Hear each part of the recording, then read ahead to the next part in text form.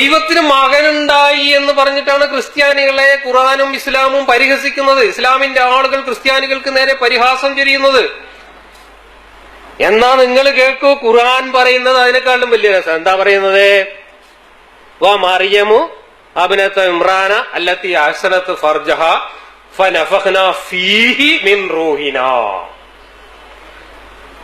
ഇമ്രാന്റെ പുത്രി മറിയമിന്റെ ഫർജ് എന്ന് പറഞ്ഞ യോനി നാമ അറബിയിൽ അർത്ഥം. ഇമ്രാന്റെ പുത്രി മറിയം തന്റെ യോനി കാത്തു സൂക്ഷിച്ചു. അങ്ങനെ ഞാൻ എന്റെ ആത്മാവിൽ നിന്നും അതിൽ ഊതി. ഇത് ഖുർആനിൽ പറയുന്നതാ, ഞാൻ പറയുന്നതല്ല. അങ്ങനെയാണ് ഈസാ നബി ജനിച്ചത്.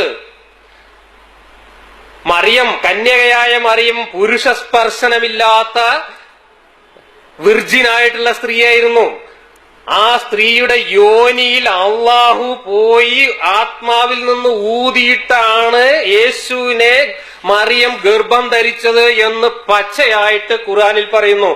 എന്നിട്ട് ഈ ഖുർആൻ കക്ഷത്ത് വെച്ചിട്ടാണ് ദൈവപുത്രൻ എന്ന് യേശുവിനെ വിളിക്കുന്ന ക്രിസ്ത്യാനികളെ പരിഹസിക്കുന്നത്. അതിന്റെ വൈരുദ്ധ്യങ്ങൾ ആലോചിച്ചു. ഇവിടെ ആരാ യേശുവിന്റെ പാപ്പ? മറിയമിന്റെ പുതിയാപ്പളയല്ല അല്ലാന്ന് ഖുർആൻ പറയുന്നു. ഗർഭം ഉണ്ടാവാൻ കാരണക്കാരനായ ആളാണ് ബാപ്പയെങ്കിൽ അള്ളയാണ് ബാപ്പാന്ന് അക്ഷരാർത്ഥത്തിൽ തന്നെ ഖുർആൻ പറയുന്നു. എങ്കിൽ ക്രിസ്ത്യാനികൾ യേശുവിനെ മനുഷ്യപുത്രനായി കാണുന്നതിന് പകരം ദൈവപുത്രനായി കാണുന്നതിൽ എന്താണ് യുക്തിഭംഗം? ഈ ചോദ്യം ഒരു 10-25 കൊല്ലം മുമ്പ് ചെറിയ മുണ്ട അബ്ദുൽ ഹമീദ് മദനിയോടും കെ മുഹമ്മദ് സുല്ലമിയോടും അന്ന് ചെറിയ കുട്ടിയായിരുന്ന MM അക്ബറിനോടും ഒരു സംവാദത്തിൽ വെച്ച് ഞാൻ ചോദിച്ചു. മൂന്നാളും അക്ഷരാർത്ഥത്തിൽ വെള്ളം കുടിച്ച് വീഴല്ലാതെ കമ എന്ന് മറുപടി പറഞ്ഞില്ല. കാരണം അവർ ജീവിതത്തിൽ ആദ്യമായിട്ട് കേൾക്കുന്നു. അതുകൊണ്ടാണ് പറയാൻ പറ്റാതിരുന്നത്. ഇപ്പൊ ചിലപ്പോ എന്തെങ്കിലുമൊക്കെ പറയും. ഇനി ക്രിസ്ത്യാനികളുടെ ട്രിനിറ്റി എന്നുള്ള ആശയത്തെ ഖുർആൻ പരിഹസിക്കുന്നത് ഇതാണ്.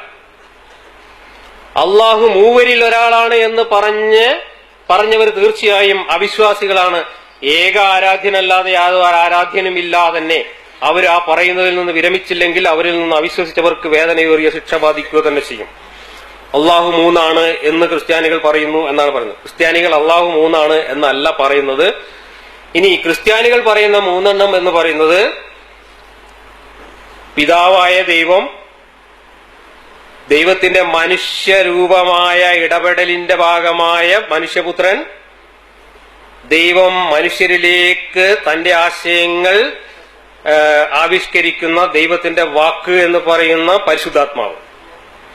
ഇത് മൂന്നുമാണ് ക്രിസ്ത്യാനികളുടെ തൃത്വം. അത് മൂന്നും കൂടെ ചേരുമ്പോഴാണ് ദൈവമാവുക.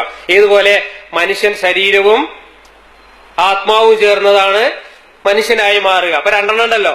അപ്പൊ നമ്മൾ ഓരോരുത്തരും രണ്ടെണ്ണമായിട്ട് നടക്കുക അല്ല, നമ്മളൊന്നേ ഉള്ളൂ. പക്ഷെ നമുക്ക് ശരീരമുണ്ട്, ആത്മാവുമുണ്ട്. ഇതുപോലെ ദൈവത്തിന് ദൈവമുണ്ട്, മനുഷ്യനായി ഇടപെടാൻ മനുഷ്യപുത്രനുണ്ട്, രണ്ടിന്റെ ഇടയില് ആശയങ്ങൾ കൈമാറാൻ പരിശുദ്ധാത്മാവുണ്ട് എന്ന സങ്കല്പമാണ് ക്രിസ്ത്യാനികളുടെ ട്രിനിറ്റി. പക്ഷേ മുഹമ്മദ് നബി തെറ്റിദ്ധരിച്ചത് ക്രിസ്ത്യാനികളുടെ മൂന്ന് ദൈവം എന്ന് പറയുന്നത് ബാപ്പയും ഉമ്മയും മകനുമാണെന്നാണ്. അതനുസരിച്ചാണ് ഖുർആനിൽ പറയുന്നത്. ഖുർആനിൽ കന്യാമറിയ അമ്മയുടെ കാര്യമാണ് മൂന്നെണ്ണം എന്നുള്ളിടത്ത് ഈ ആയത്തിൽ പറയുന്നത്.